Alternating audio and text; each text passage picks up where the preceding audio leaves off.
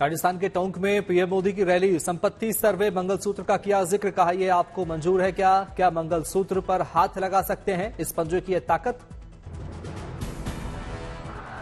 क्या स्त्री धन पर हाथ लगा सकते हैं क्या? क्या मंगलसूत्र पर हाथ लगा सकते हैं क्या? ये पंजे की यह ताकत? भाइयों बहनों, राजस्थान में से एक भी पंजा बचना नहीं चाहिए भाइयों। पीएम ने राहुल गांधी का नाम लिया बगैर कहा, कांग्रेस के एक नेता ने कहा है कि एक्सरे करके लोगों की संपत्ति का पता लगाएंगे, फिर जो भी ज्यादा होगा वह लोगों में बांट देंगे। उन्होंने मैनिफेस्टो में तो लिखा है कि आपकी संपत्ति का सर्वे करेंगे। हमारी माताओं बहनों के पास जो स्त्री धन होता है, जो मंगलसूत्र होता है, उसका सर्वे करेंगे।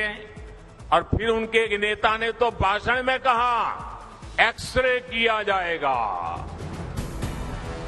पीएम मोदी ने बताया, कांग्रेस के राज में आस्था का पालन करना मुश्किल, कहा कर्नाटक में हनुमान चालीसा सुनने वाले को पीटा गया। छत्तीसगढ़ के जांजगीर चांपा में पीएम की रैली, भारी संख्या में पहुंचे लोग। पीएम ने कहा, तुष्टीकरण और वोट बैंक की राजनीति कांग्रेस के डीएनए में। तुष्टीकरण, वोट बैंक की राजनीति एक कांग्रेस के डीएनए में है। पीएम ने कहा, तुष्टीकरण के लिए कांग्रेस को दलितों, पिछड़ों और आदिवासियों का हक भी छीनना पड़े तो वो एक सेकंड नहीं लगाएगी। तुष्टीकरण के लिए कांग्रेस को दलितों, पिछड़ों, आदिवासियों का हक भी छीनना पड़े तो वो एक सेकंड नहीं लगाएंगे। पीएम ने कहा, पहले कर्नाटक के कांग्रेस सांसद ने दक्षिण भारत को अलग देश घोषित करने की बात कही। अब कांग्रेस के गोवा उम्मीदवार कह रहे हैं कि गोवा पर भारत का संविधान लागू नहीं होता। गोवा के उम्मीदवार कह रहे हैं कि गोवा पर भारत का संविधान लागू नहीं होता। वो साफ साफ कह रहे हैं कि गोवा पर देश का संविधान थोपा गया और उन्होंने ये बातें कांग्रेस के साहबजादे को बताई है। पीएम ने कहा, कांग्रेसी पूछते थे कि रामलला आएंगे, तारीख कब बताएंगे, लेकिन हमने इनको मुंहतोड़ जवाब दे दिया और मंदिर बनवा दिया। राम मंदिर का जिक्र करते हुए पीएम ने कहा, उन्हें निमंत्रण भी भेजा गया लेकिन उन्होंने ठुकरा दिया। क्या ये छत्तीसगढ़ का अपमान नहीं है? माता शबरी का अपमान नहीं है? पीएम बोले, कांग्रेस ने 60 साल तक गरीबी हटाओ का नारा दिया और अपने नेताओं की झोली भरती रही, लेकिन हमने 25 करोड़ लोगों को गरीबी से बाहर निकाला। गरीबी में जिंदगी जीते थे, मुसीबत में जीते थे, जिनके सपने बचे नहीं थे, उन गरीबों को 25 करोड़ गरीबों को गरीबी से बाहर निकाला है। मैनिफेस्टो और मंगलसूत्र पर प्रियंका का पीएम को जवाब, पूछा 55 साल तक रही कांग्रेस की सरकार, कभी छीना किसी का सोना? कैसी कैसी बहकी बहकी बातें। पिछले 2 दिनों में अब ये शुरू हुआ है कि कांग्रेस पार्टी चाहती है कि आपके मंगलसूत्र और आपका सोना आपसे छीन ले। 70 सालों से ये देश स्वतंत्र है। 55 सालों के लिए कांग्रेस की सरकार रही है। किसी ने आपसे सोना छीना, आपके मंगलसूत्र छीने? इंदिरा गांधी ने अपना सोना, जब जंग हुई थी, अपना सोना देश को दिया। प्रियंका गांधी ने कहा, इंदिरा गांधी ने अपना सोना देश को दिया, मेरे देश के लिए मेरी मां का मंगलसूत्र हुआ कुर्बान। इंदिरा गांधी ने अपना सोना, जब जंग हुई थी, अपना सोना देश को दिया। मेरी मां का मंगलसूत्र इस देश को कुर्बान हुआ है। पीएम के मंगलसूत्र वाले बयान पर कांग्रेस नेता अलका लांबा का पलटवार, कहा हार के बहाने तलाश रहे हैं पीएम। आप बेरोजगारी, महंगाई, सरहद, किसान, श्रमिक, महिलाओं की बात नहीं कर रहे। आप मंगलसूत्र, हिंदू, मुस्लिम, हक अधिकार, क्या ये बौखलाहट है? ये हार का डर है। नेशनल कॉन्फ्रेंस के नेता फारूक अब्दुल्ला ने पीएम के मंगलसूत्र वाले बयान पर दी प्रतिक्रिया। कहा, मुझे अफसोस है कि हमारे प्रधानमंत्री ने ऐसी बात कही है। हमारा इस्लाम सबके साथ मिलकर चलना सिखाता है। कभी ऐसा नहीं होगा वजीर आजम कि मुसलमान कभी भी किसी माँ का, किसी बहन का मंगलसूत्र छीनेगा। वो मुसलमान नहीं है। कांग्रेस अध्यक्ष खड़गे ने कहा, हम लोग सभी के लिए काम कर रहे हैं। हमारा घोषणा पत्र गरीब, किसान, नौजवान, महिला सभी के लिए है। अदानी के बहाने राहुल ने किया मोदी सरकार पर हमला। कहा, हम अदानियों की नहीं हिंदुस्तानियों की सरकार बनाएंगे। बागपत में यूपी के सीएम योगी ने जनसभा को किया संबोधित। कांग्रेस पर किया हमला। कहा, कांग्रेस देश में तालिबानी शासन लाना चाहती है। कांग्रेस कहती है कि हम व्यक्तिगत कानून को लागू करके सरिया कानून को लागू करवा देंगे। इसका मतलब बाबा साहब भीमराव अंबेडकर के द्वारा बनाए गए संविधान के लिए ये लोग खतरा पैदा करना चाहते हैं, यानी देश के संविधान को एक खतरे में डालना चाहते हैं, तालिबानी शासन लागू करना चाहते हैं। सीएम योगी ने कहा, कांग्रेस गरीबी नहीं मिटाएगी बल्कि बहन बेटियों की संपत्ति को लूटकर बंदर बांट कर देगी। इनकी साजिश बहन बेटियों के गहने जब्त करने की है। साजिश रच रहे हैं, यानी देश को तो इन्होंने 6 दशक तक लूटा और अब कह रहे हैं कि हर संपत्ति पर ये लोग डकैती डाल करके उसको जबरदस्ती अपने कब्जे में ले लेंगे और फिर उसका बंदर बांट करेंगे। क्या आप स्वीकार करेंगे कांग्रेस की इसी चेष्टा को?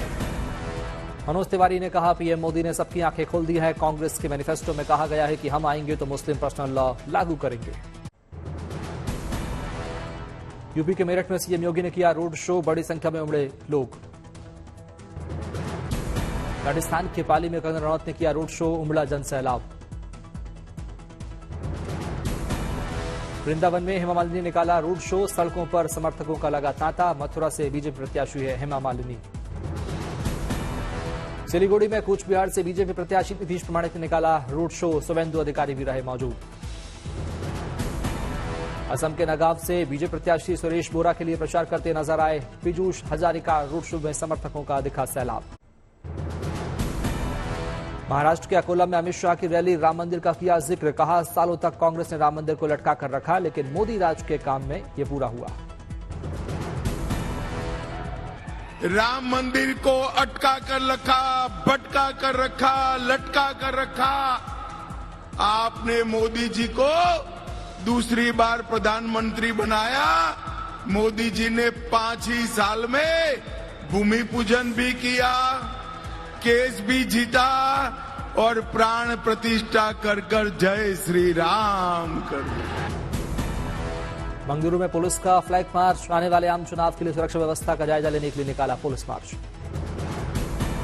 पुणे के मावल लोकसभा क्षेत्र से महाविकास आघाड़ी के उम्मीदवार संजोग बागिरे ने भरा पर्चा। नामांकन पत्र दाखिल करने से पहले मंदिर में टेका माथा।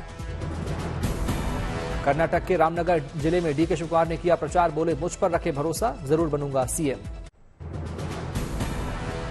लोकसभा चुनाव को लेकर केंद्रीय मंत्री अर्जुन राम मेघवाल का दावा। राजस्थान में 25 की 25 सीटें जीतेगी बीजेपी।